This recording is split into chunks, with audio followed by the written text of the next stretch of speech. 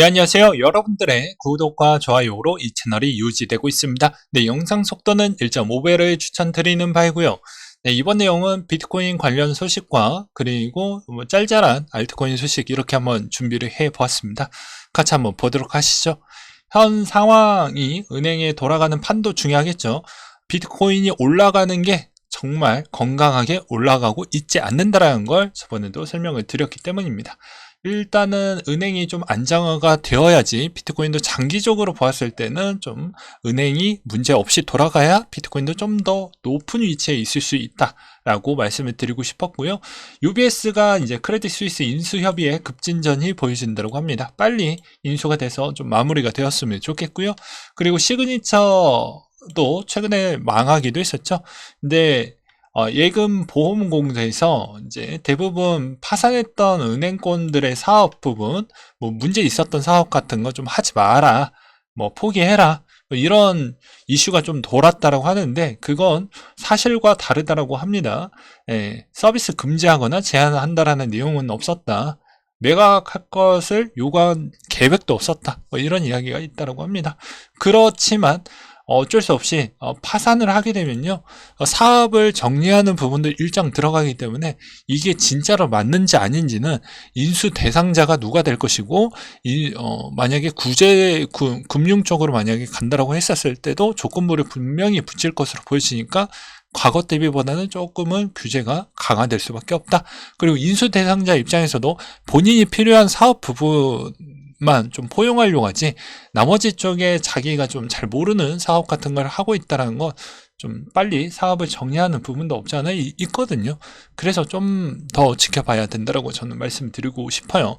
그래서 저런 시그니처 뱅크나 실버게이트 쪽이 앞으로 그런 수단적인 매개체가 없어진다고 하면 대체자가 또 나오기도 할 텐데, 저번에도 말씀드렸다시피 미국인이 환전 시스템을 거쳐서 빨리 들어올 수 있을 만한 그런 시스템이, 환경이 아직 발현이 안 됐기 때문에 돈이 빠져나가는 부분도 좀 덜해서 올라가는 부분도 없지 않아 있다라고도 말씀을 드리기도 있습니다.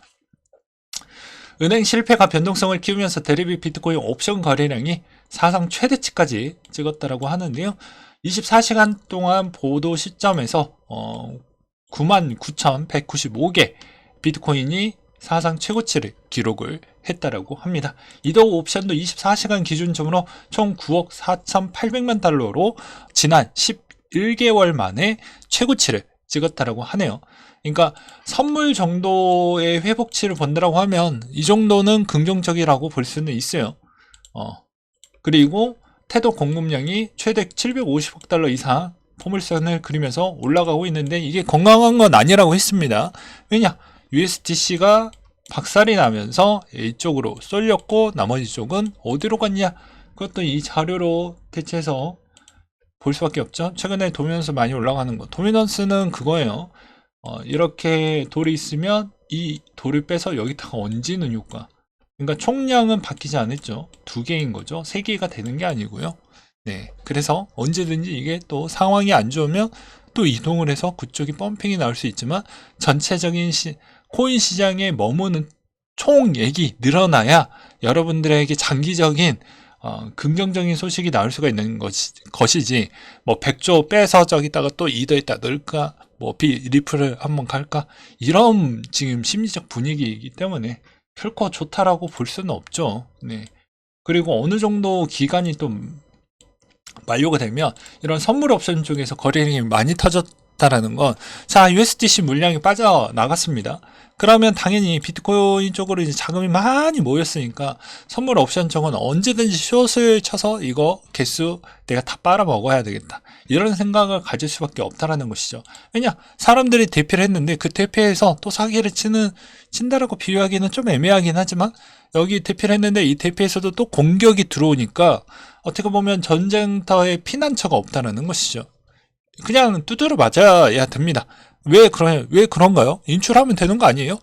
저번에는 이야기를 했지만, 실버게이트에서 시스템 SEM 프로젝트를 했던 그런 시스템이 24시간 환전을 해주는 그런 프로그램이었습니다. 근데 그런 프로그램들이 지원을 지금 못하고 있는 실정이지 않습니까? 물론 대체해주는 업체가 한두 군데가 있는데 규모가 작아요. 그 많은 금액을 다 환전을 해줄 수가 없다라는 것입니다. 그래서 일정 자금을 머물러야 되는데 현재는 일단 테더가 그나마 안전하니까 그냥 믿고 그냥 가는 거죠. 그 다음으로 이더 상하이 업그레이드 강세장 시작의 전망이 좀 보여주고 있다. 비트맥스 글로벌 책임자가 이런 이야기를 했다고 합니다. 그는 최근 시장에 잇따라 발생한 블랙스완에도 불구하고 글로벌 기관들의 관심은 줄어들지 않고 있다. 암호화폐 친화적인 입장을 보여주고 있고 플랫폼 데이터 시장의 자신감이 다시 붙고 있는 실정인 것 같다. 이런 이야기를 하기도 했었고요. 그 다음에 고래가 1시간 동안 여러 선물 거래소에 입금이 들어왔다고 합니다. 그래서 파이낸스 16,000개, 크라켄 470개, 바이낸스 436개. 이게 진짜인지 한번 보기 위해서 저는 총량만 요즘 본다라고 했어요. 보게 되면 잔고가 늘어나고 있죠. 이게 어느 정도 멈추거나 약간 줄어든다 라고 하면 지금의 비트코인의 올라가는 속도는 줄어든다라고 보시면 돼요. 그냥 간단하게. 그래서 지금 제가 녹화 찍고 있는 시점보다 한 5,000개에서 6,000개 정도 더 늘었다라고 볼 수가 있겠죠. 그래서 여전히 그러니까 선물 옵션 쪽이 강했어. 근데 선물 옵션 쪽으로도 많이 금액이 또 들어가기도 했어요. 그 말의 의미는 선물에 있는 가중치에 더더더 영향을 많이 만든다. 이렇게도 볼 수도 있겠고, 드디어 개인지갑 말고 그 다음에 USDC나 개인지갑 일부에 있었던 자금이 이제 드디어 트레이딩 하려고 거래소에다가 자금을 조금씩은 놓고 있구나 라는 걸 알 수 있었던 부분이 되기도 하겠죠. 그 다음으로 비트코인 해시레이트 매주 사상 최고치로 경신을 하고 있고요. 채굴 업체 입장에서는 일단은 지금 물 들어올 때 그럴 수밖에 없습니다. 언제든지 또 폭락장이 나올 수도 있는 가능성이 연출이 되어 가고 있잖아요. 침체라는 게 있기 때문입니다. 그리고 이렇게 올라갈 때는 채굴 회사들이 좀 더 많은 물량을 던질 수가 있습니다. 어느 시점에 나오냐? 분기 실적 이전에 반영을 해야 되기 때문에 아무래도 2분기 주중에 한 번은 또 던질 겁니다. 그리고 비트코인 단기 보유자 SOPR의 지표를 보게 되면 다시 수익으로 실현이 됐다. 그러니까 차익 실현 물량 나올 수도 있으니 조심하자. 라는 지표였고요. FTX 채권자 제프리스가 잠재적 인수자와 접촉 중이라고 하는데 FTX 잘 모르겠습니다. 근데 개인적으로 마운트콕스와 FTX 사태는 좀 다른 부분이 마운트콕스는 순수 비트코인이 많지만 FTX가 갖고 있는 건 빚밖에 없잖아요. 네, 그 차이가 큰 거죠.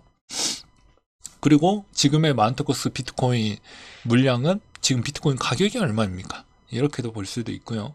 그 다음에 23년도 이더의 공급량을 보게 되면 6.6만 개가 감소를 했다고 합니다. 그래서 가격을 계속 받쳐주면서 이더의 장기적인 모델링은 점차 좋아지고 있는 실정을 볼 수가 있겠고요. 여전히 저는 돈 넘은 누나를 정말 좋아하는 것 중에 하나가 본인에 있는 추진력은 행동으로 보여준다는 것입니다. 그래서 이번에 아크인베스트 블록 5.8만 주 추가 매입을 좀 했다라는 것과 그 다음으로 또 이번에 최대 게임 개발자 컨퍼런스 게임 디벨로퍼 컨퍼런스가 3월 20일부터 24일까지 이루어졌다고 하는데요. 이것으로 인해서 게임 코인이 요즘은 그냥 게임 회사다 이렇게 보시는 게 맞을 것 같기도 합니다. 그래서 최근에 이것도 실시간 방송에서도 미리 말씀을 드리기도 했습니다. 게임적 요즘 좀 관심 전략적으로 가져보셔라. 요즘 이쪽에서 좀 움직이는 게 많이 보인다 이런 이야기를 하기도 했었죠. 그 다음으로 마스크 스택스 오르는 이유는 대부분 국내 유통량이 많이 있다. 거래 대금이 이쪽에서 많이 일어났다는 건 이런 건 건강하게 올라갔다라고 볼 수는 없죠. 네. 왜냐면 여기에 있는 거래량이 죽어버리면 말 그대로 올라가는 힘도 많이 줄어들 수 있다는 걸 알 수가 있다는 것입니다. 스택스는 오디널 때문에 올라갔다고 볼 수가 있겠죠. 그 다음으로 또 보게 되면 플랜 B의 말이 맞았다. 2023년도 올해 올라가는 해인 것 같다라고 해가지고 비트코인 2025년도 사상 최고치를 찍을 거고 200K 예상을 본다. 다음 약세장은 70K인 것 같다. 이런 이야기가 보여요. 네. 근데 이제 이 애니짤처럼 급하게 먹다 보면 이렇게 뱉어낼 수가 있죠. 좀 더러운 부분일 수도 있겠지만, 그러니까 여러분들도 당연히 건강하게 투자를 하는 습관을 기르실 필요성이 있다는 것입니다. 그 다음으로 10년 후 나의 모습을 한번 그려보는 것도 좋죠. 이렇게 좀 힘들고 어려울 때 내 인생이 계속 어두운 길만 좀 보일까? 지하터널에서 지상으로 언제 좀 보일려나? 라고 할 때 이런 친구들도 자기에 있는 주문을 이제 되새기는 거죠. 네, 나는 2033년도 이제 아저씨가 될 거고 25년도에 대불장 수십억 원을 아마 벌 것이야 라고 가져가고 있죠.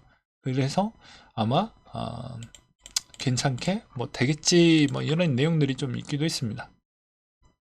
그래서 여러분들이 단기적으로 빨리 돈을 벌려고 하면 제가 제일 좋아하는 게 등가 교환이라고 했습니다. 빨리 벌려고 하는 만큼 작용이 발생을 했으니 말 그대로 반작용도 같이 걸리는 것이에요. 그러니까 무언가를 잃게 됩니다. 많이 건강이 나빠지든지 정신이 피폐해지든지 아니면 뭐 가족을 뭐 잃던지 뭐 그럴 겁니다. 그 가족을 잃다라는 건 이혼을 이야기하는 거예요. 분명히 투자를 좋아하는 그런 가족들은 없을 거니까요. 그래서 천천히 갈 거냐 급하게 갈 거냐. 그러면 급하게 갈 때 본인에 있는 그런 행동 거지가 정말 중요하다고 했어요.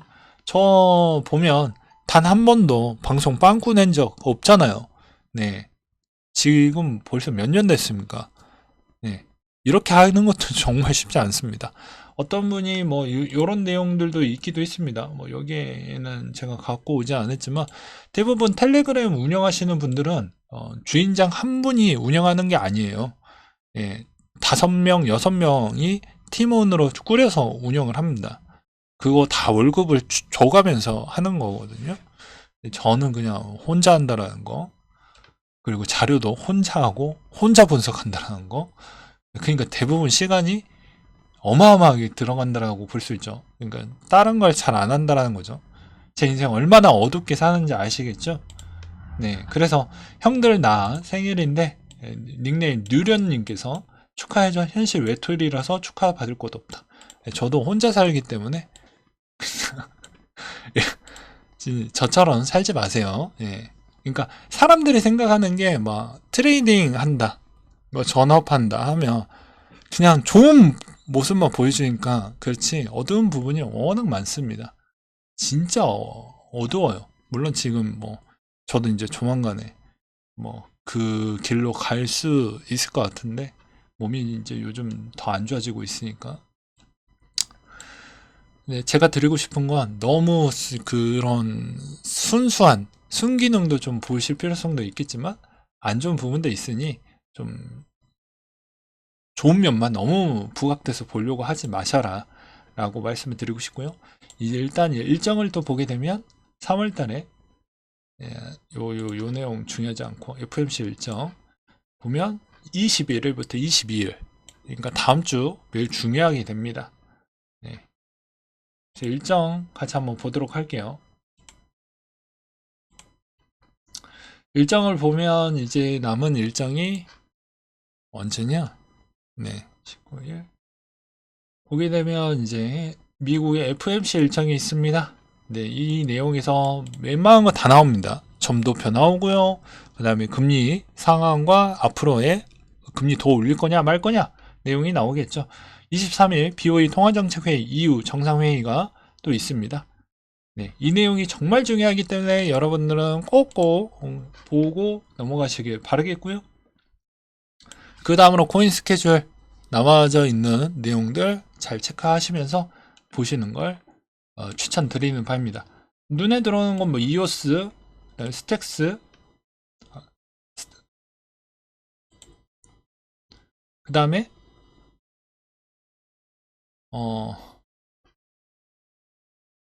또 뭐냐 어딨냐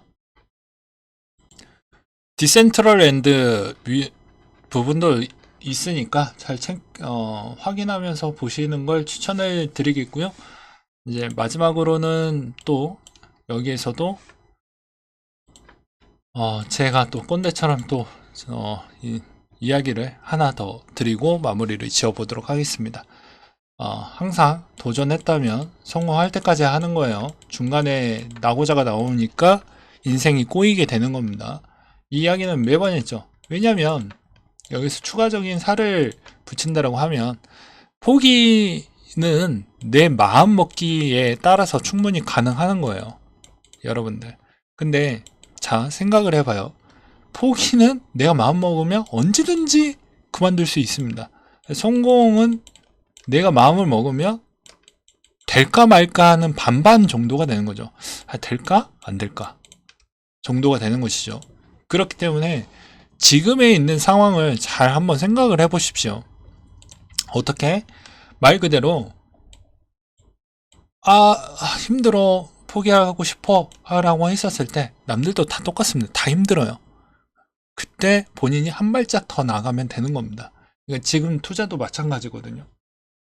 이렇게 지루한 기간을 다 지켜놓고 나서 왜 이제는 힘들어 죽을 것 같아 라고 주변도 도와주지 않을 겁니다.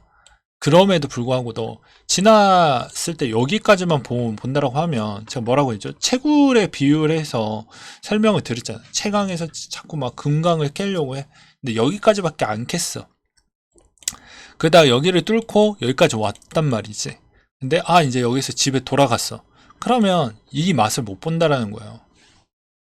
그러니 이번에도 마찬가지로 여러분들은 조금 더 힘들겠지만 어차피 여러분들은 대세장 요거까지를 먹고자 해서 지금 들어오는 것이기 때문에 올해는 뭐가 됐든 간에 이악 물고 이 꽝 깨물고 잘 버티시는 걸 추천을 드리고, 웬만하면 알트코인으로 승부를 볼 거라고 하면 진짜 자기 아이 키우듯이 그렇게 가야 된다고 저는 말씀을 드리고 싶습니다.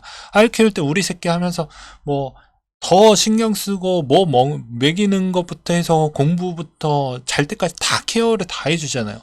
코인 할 때도 내가 진짜 알트로 승부를 볼 거라고 하면 이 알트코인이 어떻게 탄생을 했고 애가 뭐 좋아하고 뭐 어떻게 해야지 돈이 좀 잘 모이고 이렇게 관심을 많이 쏟아 부어야 됩니다.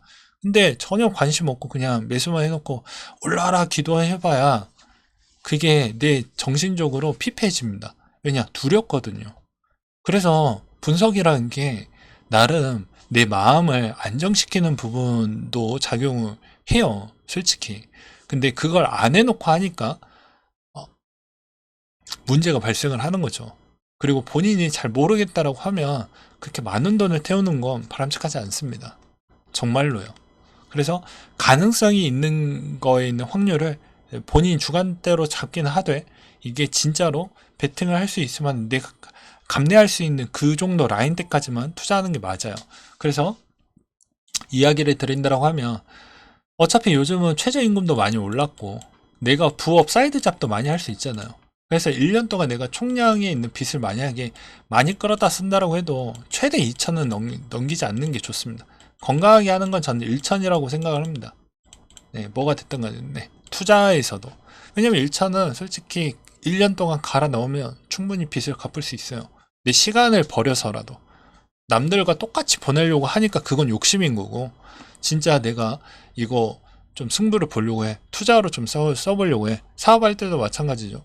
하려고 한다고 하면 어거지로 버티면 가능합니다. 그래서 제가 또 좋아하는 공감 가는 거 하나 보여드리고 끝내려고 하는데요. 자, 뭐 부동산에 비유해서 이야기를 하는 겁니다. 부동산 절대 뭐 이런 거 뭐 색깔로는 없어요. 저는 그냥 집 산 사람, 집 안 산 사람라고 해서 GWK님께서 남겨주셨던 글인데요. 배달 심부름 뛰고 보일러 안 들어가면서 역전세 집값 하락 대응하면서 정책을 관심 갖고 경배에도 배우면서 백방으로 노력하고 있다. 집 안 산 사람, 집을 월급 열심히 모으면 살 수 있는 판타지를 기대를 하고 있다. 두 채 이상 사면 전부 투기꾼으로 매도하고 욕하고 집값이 떨어져야 한다라고 생각을 한다. 정책은 이미 무주택자 최우선인데 정책은 없다 하면서 공부할 생각도 없다. 빈부격차 더 커질 거라고 생각을 하면서 기다리고 있다. 자, 그러니까 제가 드리고 싶은 건 이 메시지가 뭔 말인지 아시죠? 네. 그러니까 이 사람은 자기가 좀 많이 이번에 이 시사식경에서 나왔던 다큐 저도 다 본 게 있는데 그 사람은 개불어 있어요. 내가 이거 터질까봐 알바에 뭐 쓰리잡에 잠을 막 줄이면서 라면 먹으면서 이 집을 지키려고 하더라고요. 당연하지. 이거 내가 어떻게 한 건데.